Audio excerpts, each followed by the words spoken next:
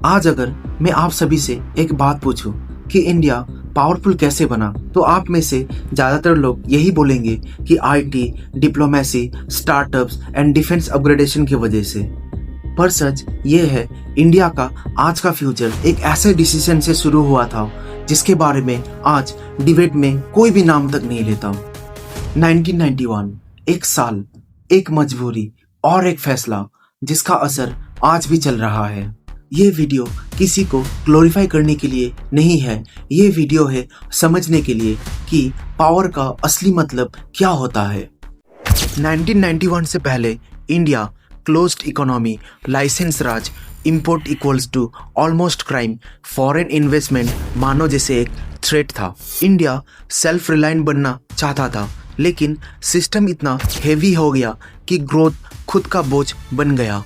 Exports कम, foreign reserve dangerously लो। 1991 में India के पास सिर्फ 2-3 हफ्ते का फॉरेन एक्सचेंज बचा था। इस पॉइंट पे सैलरी देना मुश्किल, oil import risky, international credibility zero के पास। इंडिया लिटरली बैंकरप्ट होने के एज पे था।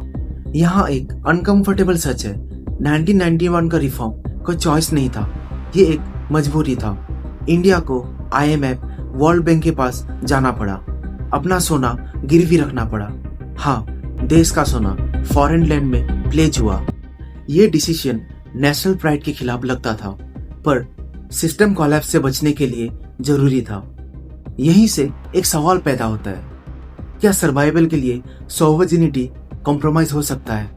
1991 के रिफॉर्म्स के बाद markets open, imports allowed, foreign companies allowed, private sector को स्पेस, रिजल्ट ग्रोथ आई, जॉब्स बढ़े, मिडिल क्लास उभरा।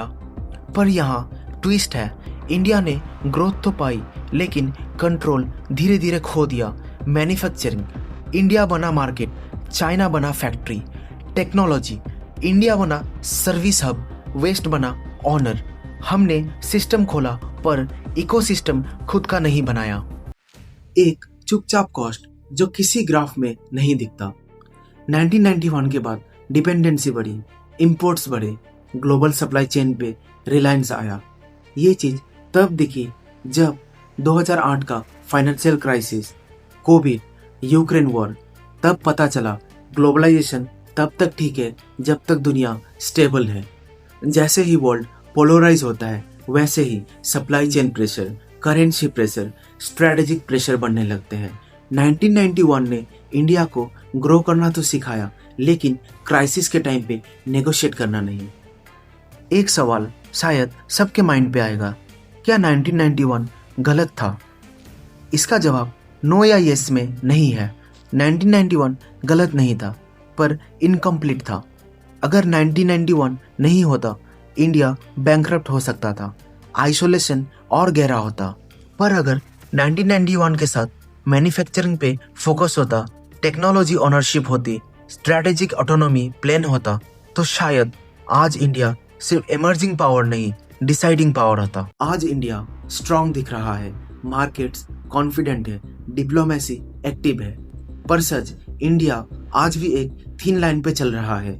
Neutrality, strategic autonomy, multi alignment, ये सब शब्द असल में 1991 के बाद पैदा हुई मजबूरी का मॉडर्न वर्जन है।